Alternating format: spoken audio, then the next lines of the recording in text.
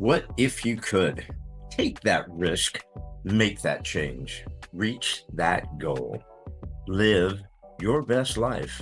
Welcome to another episode of the What If You Could podcast, where we get together with amazing experts and everyday people who share challenges, encourage healing, and explore the possibilities that life has to offer. I'm your host, Gary Scott, and I'm excited that you're along for the ride. Hey, everybody. Welcome to another episode of the What If You Could podcast. And today, my guest is Paul Zolman. Hello, Paul. Hey, Gary, how are you today? I am good, buddy. I'm gonna go ahead and read your bio, and then we're gonna just fire it off and see where we go from there. How's that? Sounds great. Cobiz. Everybody, this is Paul Zolman. He is the international best-selling author of The Role of Love. But the true author of love is God. In his wisdom, he placed us in a variety of circumstances that require us to find our way back to his pure love. So what qualifies me to speak about love? My childhood experience of the opposite of love. From that austere beginning and the distaste it formed inside me, I searched for and eventually created a method that transformed my life from anger to loving everyone. Growing up in a family of abuse, physical touch became my preferred love style, only because of the regularity. I could almost count on it. It was constant. I came to think that it was a way to express love, but deep inside, I knew that was a twisted belief. I wanted a better life for myself, which I created a paradigm switch that works. In this book, you'll find what helped me move from a childhood boot camp of abuse to being a person who loves everyone and can find good about anyone in any circumstance. This is truly the role of love, and I hope that you join Paul Zolman in it. That's awesome, Paul. I love that. Thank I, you, Gary. I love It that. really is a pleasure to be with you today. Well, Looking forward to thanks, this. buddy. We have so much to cover, but because it's the What If You Could podcast, I just have to ask you the What If You Could question. I know in your history you probably had a What If You Could's moment or so, but is there one What If You Could that you'd like to share with us? I think there's a lot of what if I could moments in my life, just like you said, Gary. Probably the most significant were here I am. It's that self-actualization moment of here I am. What if I could get over there? Or what if I could have this other mindset? What if I could have more wealth? What if I could have a more loving attitude rather than the negative attitude? And I was raised, Gary, in that negative atmosphere, and I was trained more or less to be abusive because that's what my parents did, and that's what I thought was the right thing to do because I was trained that way. I thought started focusing on what's wrong with people. Why do they do things that way? Thinking I could manage their life. When I'm in my own car, they're in their own car. I'm thinking I can drive that car and drive my own car same time. It was a collision course that it was just a remedy for that. There was just nothing I could do to drive both cars at the same time. Now they've remedied that with Tesla have the self-drive, right? So you could do it. But not emotionally and not physically. You really can't do that. I was thinking that, and I said, how do I draw that boundary? Which I grew up with hardly any boundaries, but how do I draw that boundary between what I have control over versus what I don't have control over? What if I could change that mindset? Was the big what if for me. Yeah. Why do you think that there's just so much hatred right now? Why do you think that has there ever been a time that we were kind of kumbaya, we kind of loved each other, or does it, and I'm just mistaken, but doesn't it seem like there's a lot more kind of hatred and anger right now than there has been for a long time, just out in the world right now? I, Gary, absolutely agree with that. But think of the last 40, 50 years and what has happened in the last 40 or 50 years. What kind of individuals are out there? And thinking that same thought process that I had growing up of I have the ability to manage another person's business.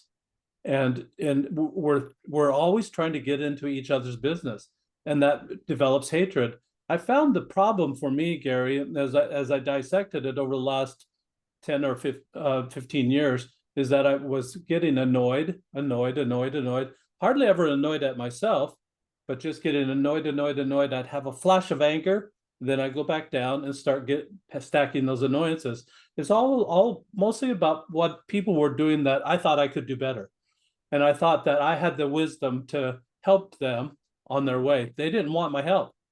And when people say, well, why don't you try it this way? Or you should do it this way, is the really, if all the shoulds, all the coulds, everything you tell a person, people bristle at that because they think that they're in charge of their own life. They actually are. They're in charge of their own destiny, but other people try to input on that. One time I used to sell cookies, frozen cookie dough, and you're probably familiar with this being where you're at, but there was this company out of San Leandro, California called Otis Spunkmeyer Cookies, and we sold frozen cookie dough. And so I was on the forefront of doing that, and just set up a lot of accounts in the San Diego area in the first few months of doing that. But my real love was real estate. So after 4 months of doing that and being very successful doing that, I transferred back to real estate. But knowing all the how to cook these cookies, and make it perfect, I would go out every single day, open a box of cookies, the wafting of the cookie smell, baked cookie smell in the faces of these delis and of the places, these owners of these restaurants said, what if we had this cookie smell all day long? And then I'd provide them an oven and everything, showing them how to cook the cookies. Well, I came to this open house where I lived. They had a parade of homes. This lady was burning the cookies, the Otis Spunkmeyer cookies. She was burning them, and I was trying to tell her how to cook the cookies. She's put up her hands like this, and she says, "I got this." Like she was 20 years older than me, and she says, "I got this," but she was still burning the cookies, and it made me so mad. And I think maybe that's why society is so mad. We think we can manage other people. Sometimes we know better than other people. Sometimes we don't. But she was still burning the cookies, and that made me mad. And so it was just frustrating.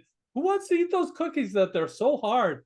The whole idea of the Otis Spunkmeyer cookies was to make them soft and gooey and fun to eat. I'm not hard. You don't want to break your teeth on it. It's funny. I've been a broker for 35 years, a real estate broker. That's my real job. I just do this because I love meeting people like you. But I bet you killed on open houses. Did you bake those cookies at your open houses? Oh, I bake those cookies all the time, but I was setting up businesses, setting up real estate brokerages, setting up small delis and setting up convenience stores with the oven, the convection oven, and with the cookie dough. So I was selling the cookie dough for Otis Spunkmeyer cookies at the time. And it's so funny that you brought that up about what's a great example of managing somebody else's business. And when that real estate agent was burning the cookies, I said, this cannot stand. And that was her job. That was her only job at that open house, was to bake the cookies. And she was burning them. And she said, I got this, which she didn't have it. And I think that the judgment call that we make to other people like that is what makes them angry. And it was kind of, think 40 years of that.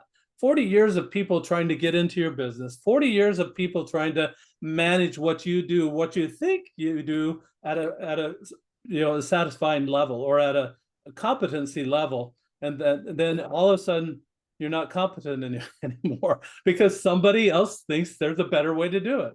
And so I think that's where the anger comes from, Gary. And I think that we really are an angry society that way, trying to get into other people's business. There's a better approach.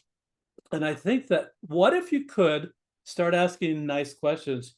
Would you be open to some ideas and ask for permission instead of just barging in there, ask and taking over what that person thinks they already have down, just asking questions or just give it a preference to that lady, that real estate agent I could have said, I like my cookies a little softer. Is it Yeah. possible you cook them just a little bit less?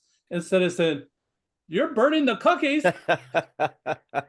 You come out like a bull in a china shop, it's not going to go well.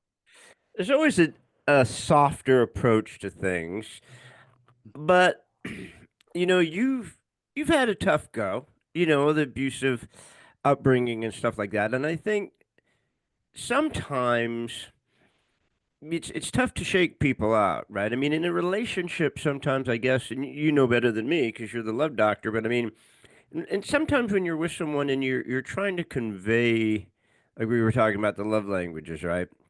And you're trying to convey something to them, if you just don't communicate on the same level, like the lady with the cookies, right? It's hard. I mean, relationships are hard enough as it is, but communication in relationships is just wicked bad sometimes. So, Gary, in that instance, what I recommend, and really my whole take on the love language is, I read the book 4 or 5 times, and I just didn't get it. Coming from the angle that I came from that abusive childhood, to try to understand what love really was about, according to Dr. Chapman, and then have a significant other all the time, all at the same time, it just wasn't converging for me. I was single at the time, and single probably because of that stacking of annoyances, having the flash of anger, going back down, and just that cycle of doing that so many times throughout my life and throughout the marriage, my first marriage, that I found myself single. And I thought, what do I need to do? What if I could improve my own relationship skills? And I thought, well, what am I doing right now? And I think, Gary, that if you can name it, so to speak, you can tame it. And so I began to realize that what I was doing was just that criticism that I talked about, critical of other people. I said, and as it relates to love, what I was doing was that thinking that I was supposed to bid people to love me. That's what Dr. Chapman says. You take this survey, you find out what your love language is, and then you tell other people. Well, when you tell other people, there's that expectation. Well, I told you what my love language is, and why aren't you doing it? Why aren't you sending it my way? And you really don't have zero control of bidding love to come your way.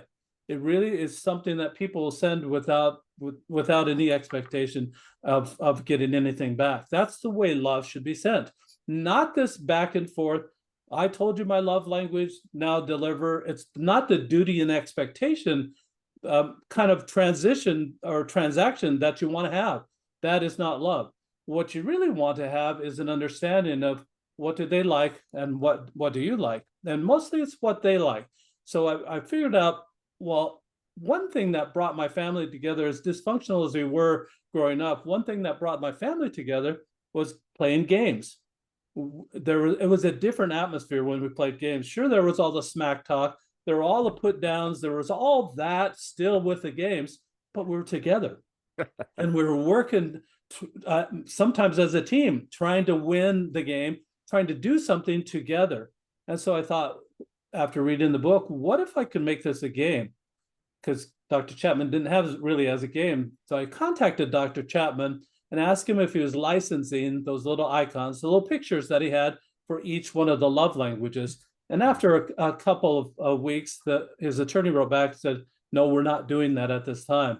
So I happened to have a copyright attorney in my neighborhood that was a friend of mine. And I told him my idea of making this a game. He said this. He said, theory, like the love language theory, is not copyrightable. Application is. So I made my own icons and made it into a game. And so that's what I have to show here. It's a very simple game. It's a dice that I created that has symbols on it for each one in love language. No words at all. For those listeners that can't see what I'm holding up right now, I'm holding a dice. It's about 1 inch by 1 inch cubed. And on the first side of the dice, the two hands look like they're holding hands. So that would be a representation of the physical touch, or I just simplified it, call it touch. The next side is a hand holding a gift, representing gifts.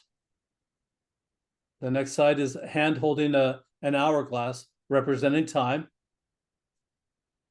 Two hands put together to form a heart, like the Taylor Swift heart that she sends out to her audience, and this one's just a little bit different. It's like a cartoon, uh, uh, uh, a conversation flyout that it has. So this would be the words from the heart, and then the last love language would be service, and it looks like a waiter holding a platter is what that looks like. Five love languages, six sides on the dice. The last one is a hand holding a question mark. That one has surprised me. So, Gary, I've made it so simple that anybody can do this. There's just two instructions. You roll the dice every day. Whatever it lands on, that is the love language you practice giving away all day that day, all day to everybody. So you're watching for opportunities to send out love. This is what you have control over, Gary, not looking at other people, not expecting things from other people, taking charge of your own life and giving it away. So what happened to me, the what if part of that, what if I could part of that, I had that negative attitude looking at the bad parts of people. I realized that what they're doing wrong and their faults or mistakes is maybe 10, maybe 20% of their personality. I was missing 80 to 90% of what was good about that person. I thought, well, how do I get from this side of the spectrum, negative side of the spectrum, over to that positive side? This was a key for me. So I started looking at what's right with that person. What can I love about that person? And I got so focused on that because it was all day, not just to your significant other. I don't know anybody, Gary, that's with their significant other 24/7. Some people don't even want to be. We're setting that aside. We're not even going to talk about that. So if you're doing this all day long, you've got that focus or mindset now, a new mindset. What if you could have that new mindset of loving all day long? This really helped me. It sets a tone, it sets the purpose, it sets the mantra for the day. I'm going to be loving all day, and these are the opportunities I'm watching for. As you're doing that, you're watching for people that light up. When they light up, you've discovered what their primary or a secondary love language is. No longer, Gary, do you have to say, excuse me, could we pause this relationship for just a moment? Well, I have you take this survey so I know how to love you. So awkward, so ridiculous. Don't have to do that anymore. Wow. All right. There's a lot there that I want to jump into. So you've created these cubes and you roll the dice, and that's yours for the day. Either, giving love, giving service, giving gifts, whatever. Not physical gifts always, but, the gift of maybe just someone's attention or whatever. Now, but when you do this, is this something that you would initially start with your partner, with your significant other, or is this something you do that maybe just helps you find a partner or significant other by just having this mindset out there in the day instead of, like you said, this anger, this craziness, this our where we're kind of pushing people away just with our energy than attracting people, which your cube would be more attractive to people than it would push people away, I'd imagine. Yeah, Gary, that's a good question. I didn't really do it with the thought of thinking that I'm going to be more attractive to people. I wanted that, but it really wasn't the thought. What I really wanted was to figure out, after 4 or 5 times reading the five love language book, I just didn't get it. And I wanted to get it. I thought the principles were sound principles, and Dr. Chapman was a Baptist pastor. As a Baptist pastor, he'd have couples come in, and I imagine he had couples come in, and how he discovered this whole five love language thing was that the husband would say something like, well, I'm sending love her way, she's not seeing it. And the wife would say, I'm sending love his way, he's not seeing it. And so they're like ships in the night, passing and not even seeing each other, but they're living together and they're a couple and they have some affection, some way for each other, but that's not really connecting. So what I wanted to do is learn those love languages and make it a part of my life. The what would happen if I did that? And I realized that, when I first made a prototype of the dice, this was the prototype. And it's just a block of wood, a 2.5 inch block of wood. You can see all the sharp edges on that. And as I'm trying to roll this dice on the floor, whether it's carpet or tile or anything else, it would go thunk, thunk, thunk, maybe 3 thunks. So I could say, I want thunk, thunk, thunk. I want it to land on this. And you could almost, it'd be a little hokey that you could have it land on the love language you wanted to give away all day that day. But as I start rolling the dice, I thought I need to get those sharp edges off. So I beveled it off a little bit for the next one, and that started to roll a lot better. But then the understanding came to me, oh, I'm the one with the sharp edges. I'm the one that really needs to be rounded off. That was the purpose of doing this, is to try to become more loving, try to close that gap.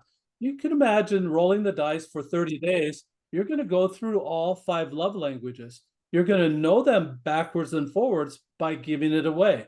It's the best way to learn things, by giving it away, by doing it. And that's how we learn as adults, is by giving it away.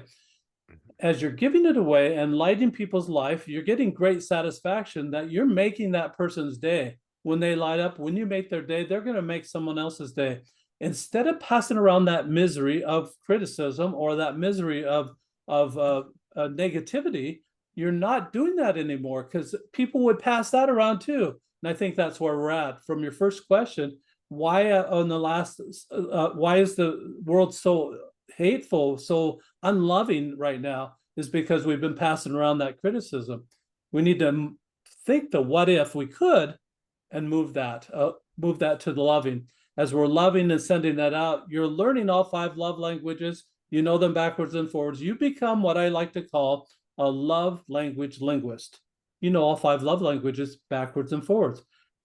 What that means is that you know what to give away.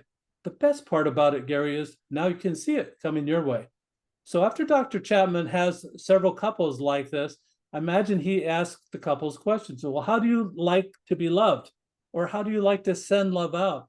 And then he distilled it down into those 5 ways that people generally like to be send love out or receive it. And I think that's how we arrived at the 5 love languages. We can close that communication gap. Most people can only see what they like. They only see their primary love language as love. This gives you the peripheral vision. So you say, oh, they're loving on me. It's not my primary love language, but now you can respond. You improve that literacy level of love to be able to communicate a whole lot better. So you continue on the word love. The reason, you know what I love about this is that I believe when people read that book, and I've read it, and I've got 2 copies right behind me, and they're highlighted. You know, we highlighted the areas where we think are the most important to us. And the interesting thing is, I had a copy um, that I have had forever. It's all dog-eared. When my new current wife, my first wife, passed, and I recently was remarried, she brought her copy that someone had given to her. And it's funny, we looked through it, and the things that we had highlighted years and years ago wouldn't be something we would highlight today as far as love. And when I was going through that book the second time with her, I said to myself, you know, I think the challenge with this book, as much as I like the book, is that we might be putting something on there that we actually want, but maybe isn't our true love language, right? Mm-hmm. We think maybe we're giving, or we think maybe this, or we think that, with that.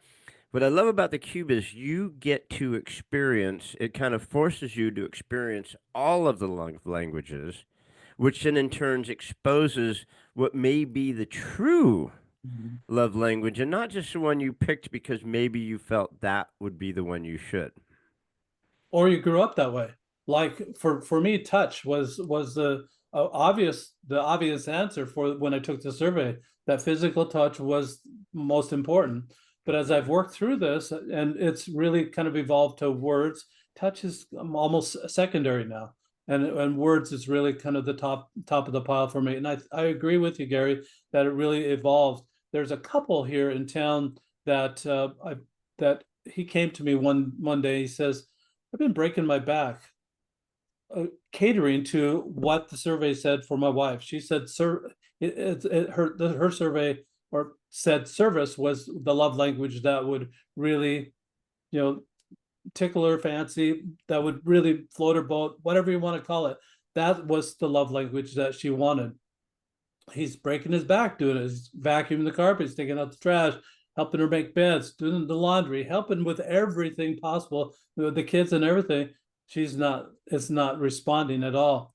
He starts rolling the dice, and one day he rolls words, starts doing the compliments and everything. All of a sudden, she's lit up, and she's just a different person on that particular day.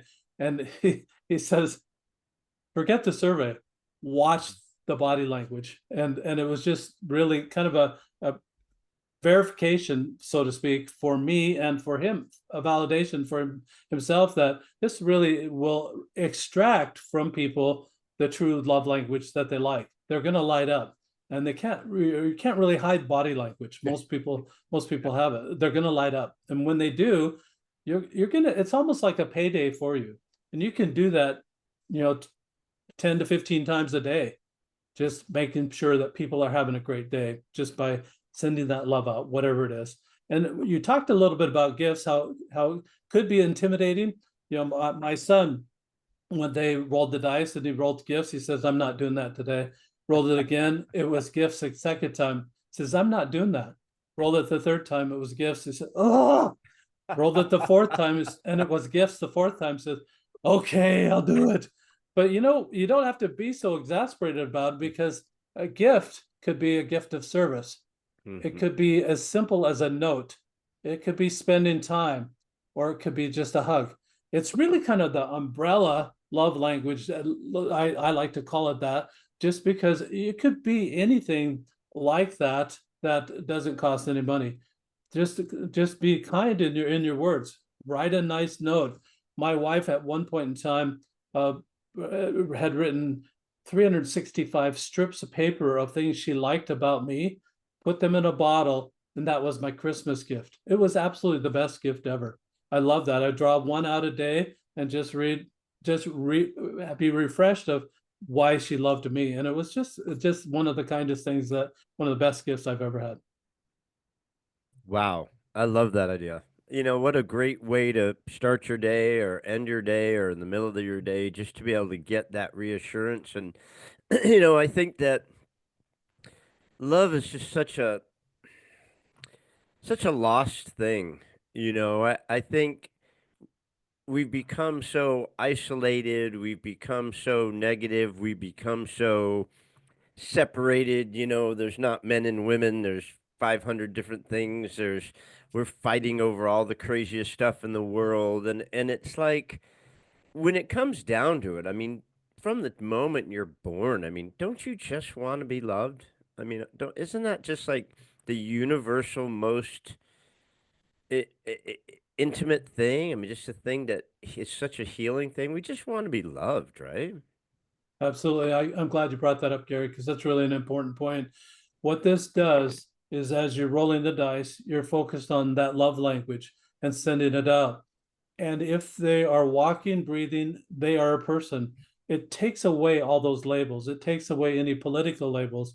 It takes away any gender labels. It takes away any religious affiliation. It takes away any race labels. Any labels like that, it takes it away. If they are a person, they are deserving of love. And this, your commitment by rolling the dice and following what the dice has in store for you, following that love language through all day long, that commitment to do that is going to send love out in that way all day, regardless of who you're meeting, regardless of the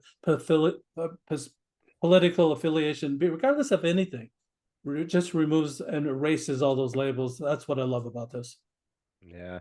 Imagine that. That's my new what if I could. What if I could give everybody one of those cubes, and every morning everyone in the country rolled that sucker, right? And left the house with that feeling, right? Instead of looking away when someone looks at you. I mean, I've made it a point to go out of my way to make eye contact with people and to smile at them, and I did that with my kids. We taught one of the first things we taught our two boys when they were little was to greet someone kindly, look them straight in the eye. If it's a gentleman, shake their hand, with a nice handshake. Even at 1 year old, 2 years old, we'd practice this and just acknowledge people.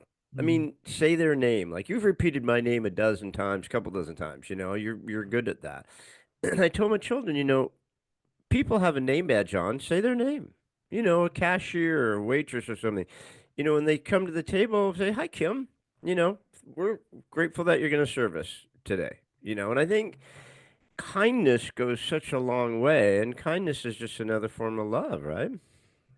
And it's easy. It's just as easy to be kind as it is to be critical. And I found that what if you could change that paradigm? But you might feel in that way, Gary, as I felt, you might be losing a part of yourself. Go ahead, lose it. You don't want that critical part of yourself anyway. Lose it. Be okay with losing that part of your life. That you don't want to be critical. You don't have to be critical. That you can focus on what's right about people. And I found that as soon as I started focusing on what's right about people, I forgot to be annoyed. I forgot to stack those annoyances. Instead, Gary, what started to happen is I started to realize I was stacking kindness on top of kindness on top of kindness on top of kindness to get to higher laws of love. These are the basics. And if we can get our literacy level up on the basics, everybody should know how to love through the five love languages. Everybody should know it. Not everybody does, but everybody should know how to give it away and to be able to respond when it comes your way. But by doing that stacking and getting to the higher laws of love, now you can get to the compassion. Now you can get to the intimacy. Now you can get to the forgiveness, the trust, the empathy. All those are higher laws of love. How are you going to get there unless you start sending kindness, kindness, kindness, and stacking that kindness? Can you imagine in a couple situation or in a significant other situation being insulting, insulting, insulting, insulting, and then expecting intimacy at the end of the day? It's not going to happen. No, no. Not going to happen. To And start stacking the kindness. the challenge is that we do that with everybody. It's Yeah, like we just always made it a habit. It's just like before we leave the house, it's like, I love you and a big hug, right? Don't leave the house yelling. Don't leave the house saying something negative. We always try to leave the house with a positive, I love you, and give me a hug. Come on, give me a hug. We're big huggers, right? But even at work, I mean, you could love your fellow mm, workmates, right? You can respect the people who serve you in restaurants and at stores and things like that. You know, People have it rough, right? I mean, it's tough out there. Economy's tough and life is tough, jobs are tough, relationships are tough. It's just when someone's genuinely kind to you or nice to you or trying to share some sort of feeling with you, you can see the person's physicality change right in front of you. I mean, they look mm. up and like, oh my God, that person genuinely said something kind to me. And it may have made their whole day just by that one little act of kindness. Absolutely. So the whole unspoken word is I see you. And when you're looking in their eyes, I see you. I see you as a person. I see you as a individual of worth. I see the value that you have. And that's what we're looking for. When we're looking for love, we're looking for what value, what are the talents of that person? What are the superpowers of that person? And I have a t-shirt that says kindness is my superpower. And just a t-shirt that I was given, somebody gave it to me. And it was, I love wearing that. But I wear it. I wear it in an awkward situation, Gary. I wear it playing pickleball, and I'm not so. I have to admit, I'm not so nice when I play pickleball. So, It could be a vicious sport. It could be yeah. a wicked sport. But I still have the thought on on my chest. It's Yeah, kindness is my superpower. Yeah, yeah. My favorite shirt is says I'm an effing ray of sunshine. Um, because I am a ray of sunshine. Well, I love the thought of that, and I love the method of that. And so basically, it's just that easy. You have the die. There's just one, right? It right. has the five love languages plus the question mark, and I mean that's just how you start your day. For people who like aren't in a relationship or just dating, would this be like just a really fun thing to just whip out on a third or fourth date if you think this person's kind of the one to just go, hey, let's roll some dice here and see how that works, or it's just not a dating game. Well, it could be, and it's very interesting you asked that, Gary, because I created when I was single. wanting to improve my own abilities in that loving way. I just wanted to be better at focusing on what's right with people, focusing on the good things of life, being that more positive person. That what if I could do that? And the what if actually can't comes to be when you start practicing in that way. There's not a lot that I look through critical eyes anymore like I used to. I don't have those days anymore, but because I'm just, as you say, rolling the dice first thing in the morning. You know, when people want to change and they want to do something about their life, they don't want a whole laundry list of take this step, go to, it's like a treasure hunt. You're not really on a treasure hunt in that way, except you're looking for the treasures in other people. What can I treasure about that person? And it takes 2 seconds or less to roll the die. 2 seconds or less to set a theme for the day. 2 seconds or less to set the what if. What if I could have a loving day? What if I could make somebody else have a great day? What if? What if? All the way. And then at the end of the day, what I've done here is I put together a journal. The journal has, and there's a journal page that says, this is what I rolled. These are the opportunities I saw to love in that way. And this is what I did about those opportunities. It becomes a love journal. I would have Wait, loved. would you put it up one more time? I couldn't see the front real well that first time. Okay. On the I mean the front cover. The Okay. Roll of Love journal. Okay, now go to that page again that you have that we write it in there for the journal day. So we've got the date, we've got what we rolled today. You check off which one. I love that. That's awesome. That's Yeah. awesome. So So you roll the dice, you put it in there, and as you go through the day, then you put into the journal what your experience throughout the day based on what you rolled. exactly. So you're going to have a mental tracker that's going to help you at the end of the day. You know, I've looked at journals several times in my life, and as I'm looking at the blank page, my mind goes blank. So this kind of prompts you that says, "This is what I rolled. This is what I saw for opportunities that day. This is what I did about those opportunities," and it becomes a love journal. I would have loved to have a love journal, Gary, from my own mother or my grandmother. Instead, I got journals about the weather. The weather 60 years ago. Who cares what the weather was like 60 years ago? Give me something that has some substance. Give me something that I can tell my children. Who you think my children are going to want to hear a story about the weather 60 years ago or 80 years ago by that time? That's not a story to tell. What give me something of love. And so this becomes that love journal that you can do that. What I'm trying to do, Gary, with this is take this to the schools. And I've got it in a few schools right now, but they'll roll the die at the beginning of the day. Teacher might it takes less than 2 seconds. We're talking about time is of essence, and really there's not much time in a classroom. So 2 seconds to roll the dice, set the mantra for the day. Teacher might take 30 to 45 seconds to say, class, this is the type of activity that we're going to look for today. These are the type of opportunities. It may not take even 45 seconds to say what that looks like. But at the end of the day, guess what happens for that 6-year-old? They have to write about it. They have to put it in their journal. Now they're responsible for their own actions. If we can teach these children to be responsible for their own actions, you think there's going to be bullying out there? You think it's going to be a lot less. Now the teacher can teach because there's less time that they have to do disciplining in the classroom. Now they can teach a little bit more. The principal, the same thing.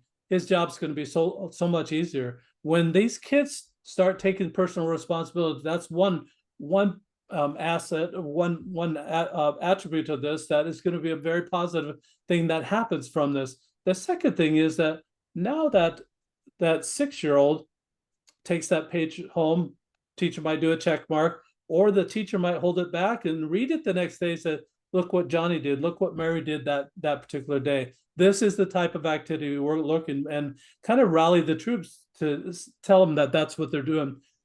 Excuse me. So at the end of the day, they get the check mark, they take it home. Those astute parents are now going to file that in a book. Now, what do you have at the end of the year for that 6-year-old? You have a love journal for first grade.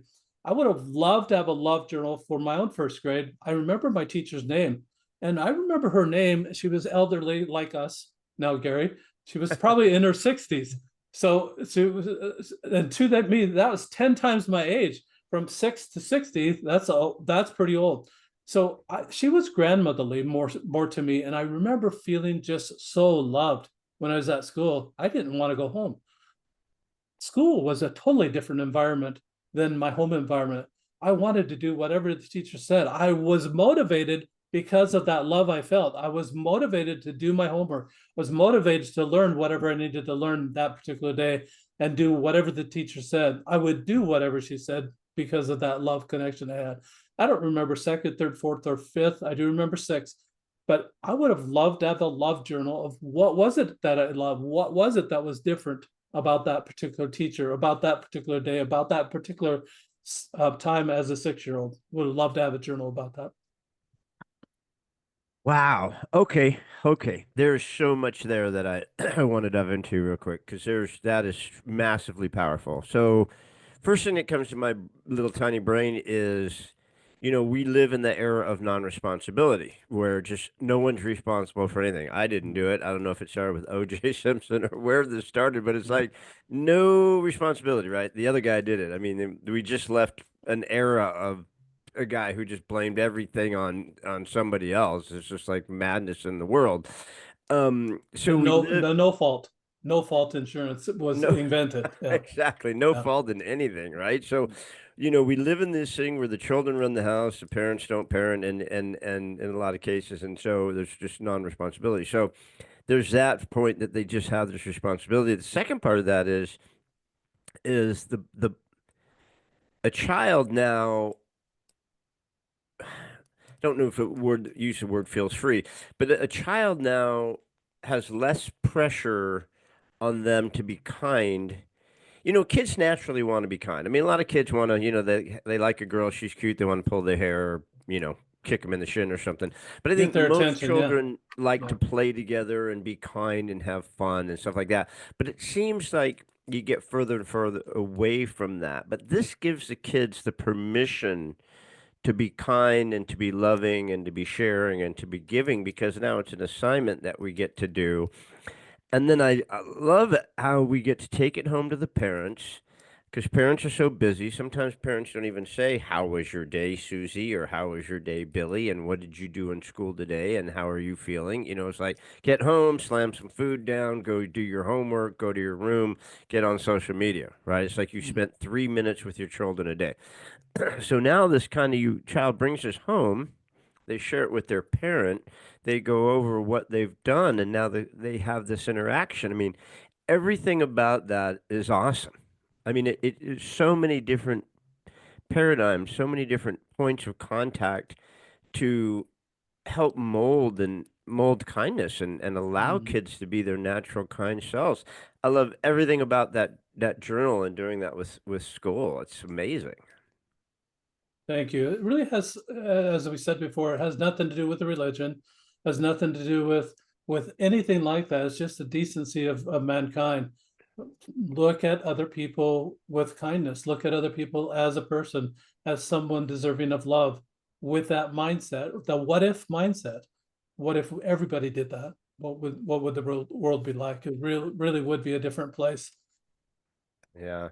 And the journal's so powerful because I don't know, geez, if you looked in this room, you'd see 97 journals. Every time I see a new one, I buy it and I never use any of them. Because it's difficult, right? But I mean, this one, you've given us a roadmap. Like you said, you open up a Mhm. blank journal and you go, I don't know what I find, and I talked to my wife about it. I find the only time I journal is when stuff is bad.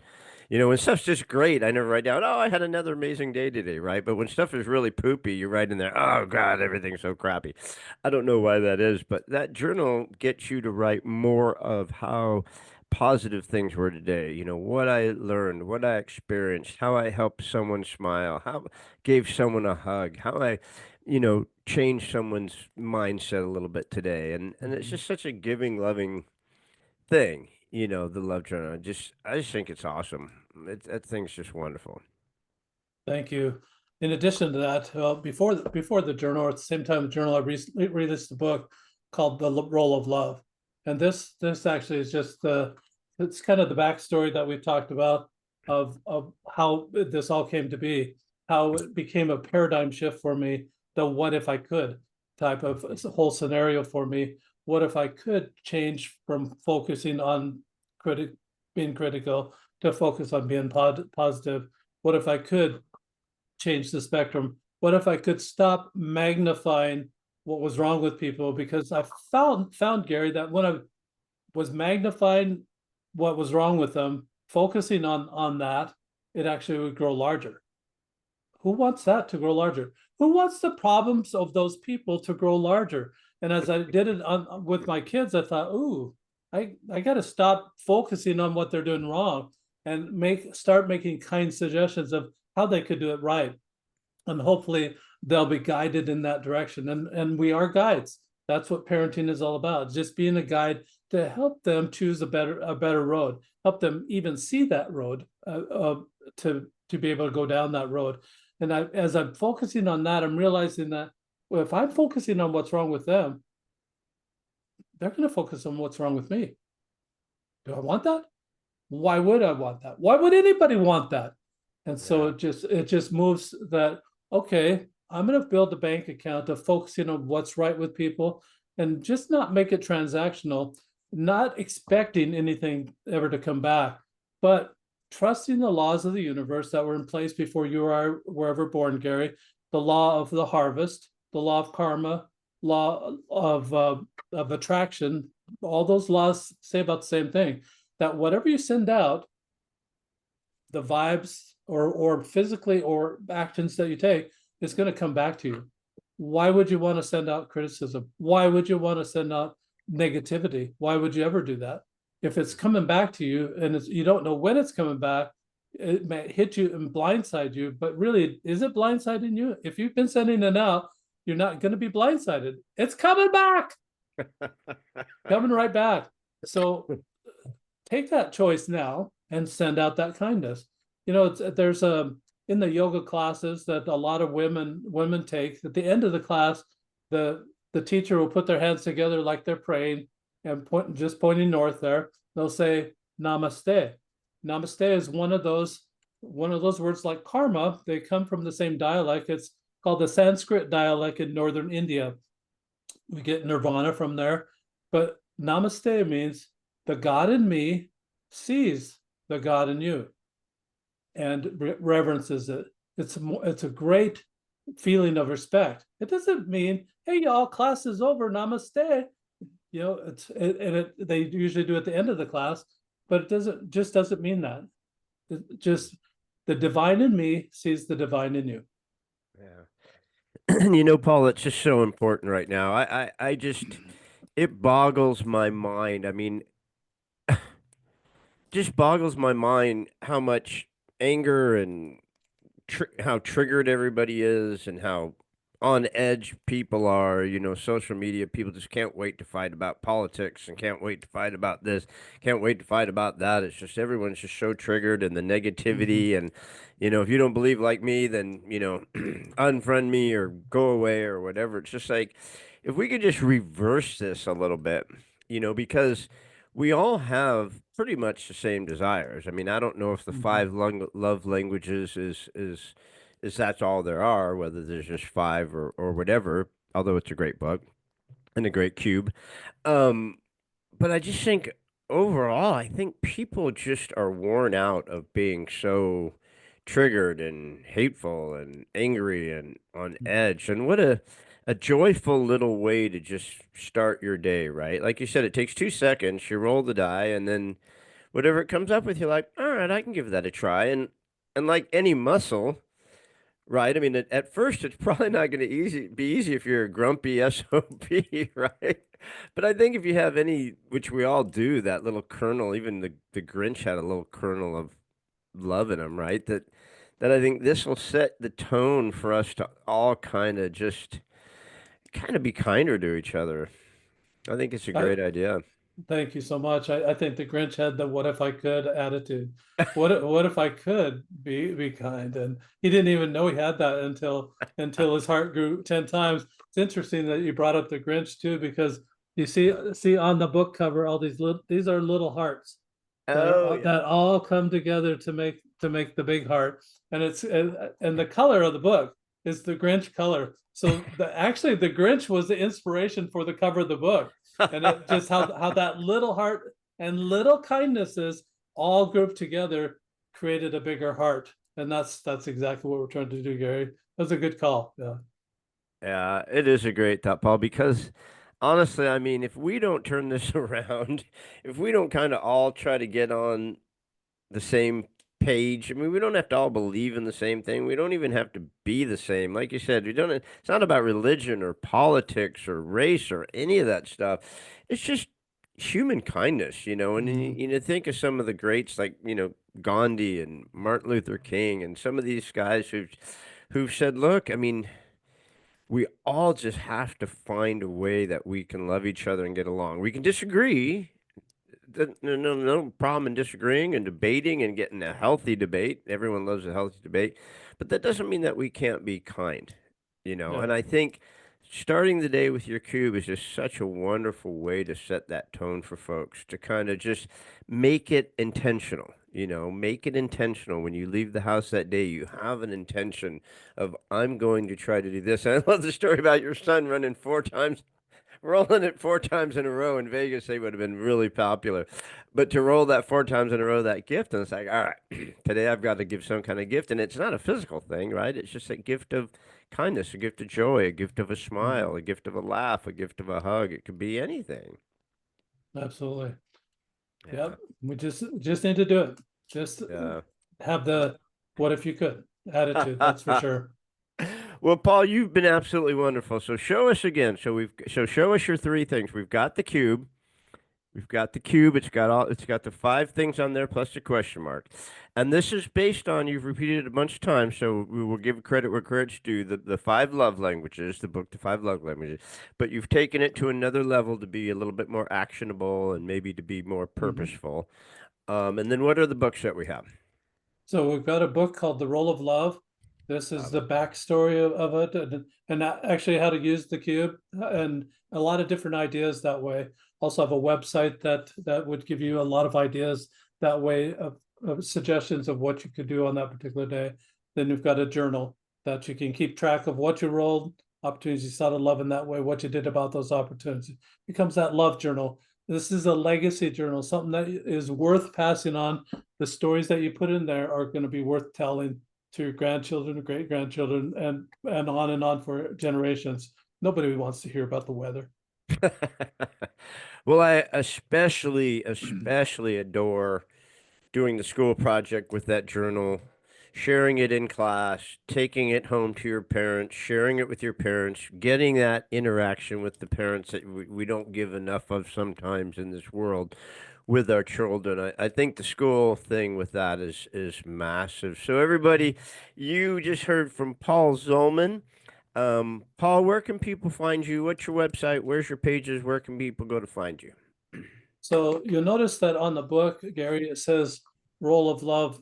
Role is spelled ROLE. So this is that's kind of a play on words. You roll ROLL the dice outside of you, but the change that happens within is the roll. That's the roll that you're going to take, ROLE. And so we use that because we're trying to have that change within, the what if type change that we want to have within. And you can find it at Roll of Love, ROLE of love.com. That's my website. Got the dice, the book, the journal. Also wrote a book called The 101 Ways to Express Love. And it has about 20 different ways per love language of how to express love, 20 different suggestions that way. Just a small ebook that I did several years ago, all at the rolloflove.com. If you're listening to this podcast and you like the Audible book version, you can get the Audible book on Amazon, but you want to type in my name. If you type in Roll of Love, you're going to get Love This, Love That, Love a Million Things. because everybody wants to talk about love. But if you type in my name, it'll bring it right up, and then you can choose a Kindle version or an Audible version of the book Role of Love. Awesome. And we'll attach all that stuff to the podcast so people can just click on it and just go there and check it out and stuff. So, Paul, this has been wonderful. I mean, it's honestly a different podcast than I anticipated, only because I got the premise, looking into your stuff, but the way you explain it and walk us through it and the use of it, just takes it even to another level of wonderfulness. And like I said, I mean, man, does the world need that right now? And I'm glad that Paul Zolman's going to provide it for us. So, everybody, thank you again listening in on the What If You Could podcast. Let's look up Paul. Let's get his diary. Let's get his journal, and let's all try to make an effort to be kinder. I think we can all use it. Don't you think, Paul? Absolutely. Thank you, Gary, for this opportunity. It's been a pleasure to be with you today. Oh, absolutely. All right, guys. Thank you so much. We'll talk to you soon. See ya.